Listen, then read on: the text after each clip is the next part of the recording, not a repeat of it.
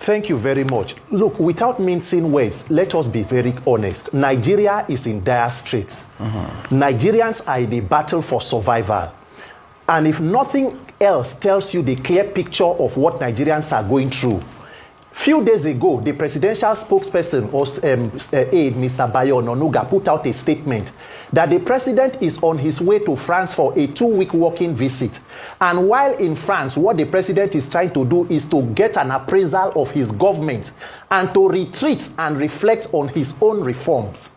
Meaning, after spending money in 2024-2025 budget to renovate the presidential villa, the vice president's home, the president's house in Dodan Barracks in Lagos, and the vice president's home in Dodan Barracks, buying private jets, and in a country of 774 local governments, the commander-in-chief does not have a proper location in Nigeria to reflect.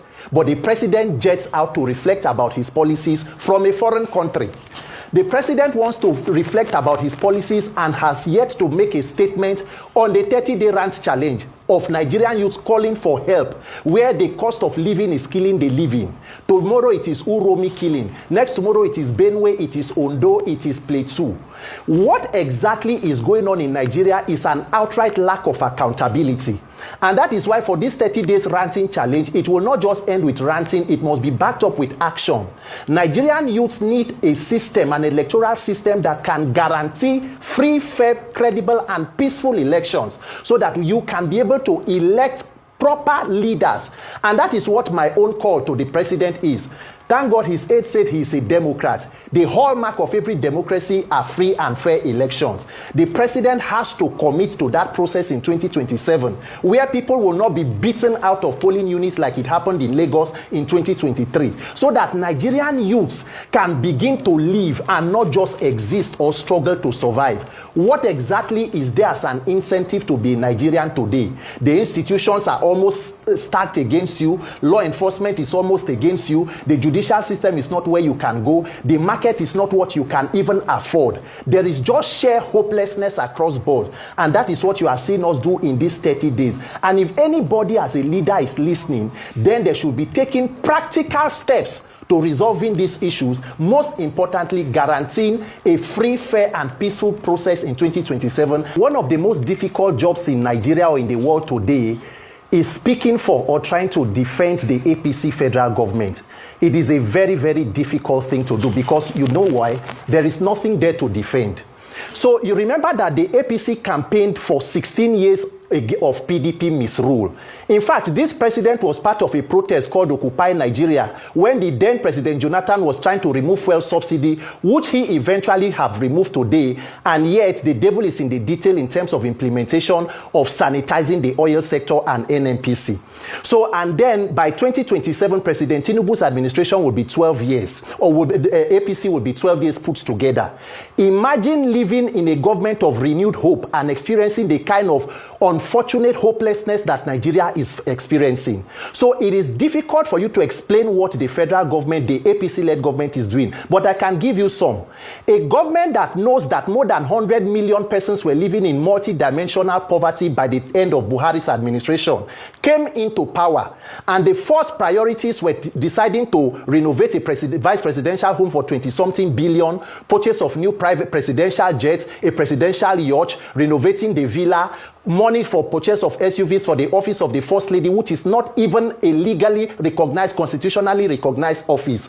So when you see the frivolities and wastages in government, and then that same government in turn begins to ask the people to make sacrifices. So it is we who will think of what to do for our country, while the leaders continue to live in luxury and affluence using taxpayer money. Look at the National Assembly. Immediately they came, they shared monies for themselves and purchased bulletproof SUVs, one for more than 160 million. Yet the minimum wage of that country is 70,000 naira. And that is a country where leaders are still demanding sacrifice from the people. So at what point does this sacrifice end? At what point does President Tinubu, his cabinet, the senators, and his government begin to make sacrifices? The president is a former governor. He's on life pension from Lagos State. The vice president is a former governor. The senate president is a former governor. So with all the resources that are shared, 60% of Nigeria's corruption is administrative. Inflation of government contracts, budget padding. Who is sanitizing and fighting that corruption?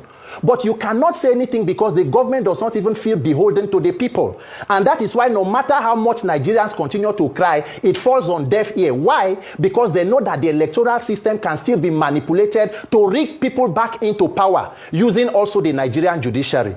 So if I have the ears of any Nigerian politician right now, I will want them to know that power is transient. You cannot be in power forever. If you don't leave power, power will leave you. Nigerians are not demanding for too much. We only need a country to live.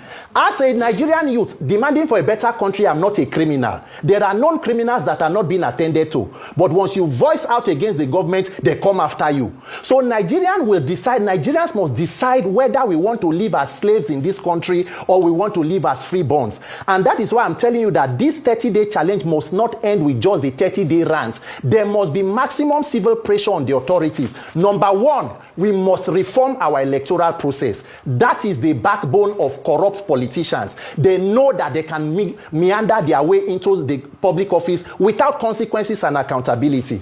So if I'm talking to Nigerian politicians, I'm telling them, your time is up. You either do the right thing for this country or a generation of young Nigerian leaders will wake up and will succeed where you people have failed woefully and continue to fail us. Because Nigerians are hungry, Nigerians are dying, the tension is palpable and the frustration, and the leaders are completely detached from the reality. It is unfortunate, but we as Nigerians must find the wisdom and the courage to fix these institutions, or else we continue to remain victims of these institutions.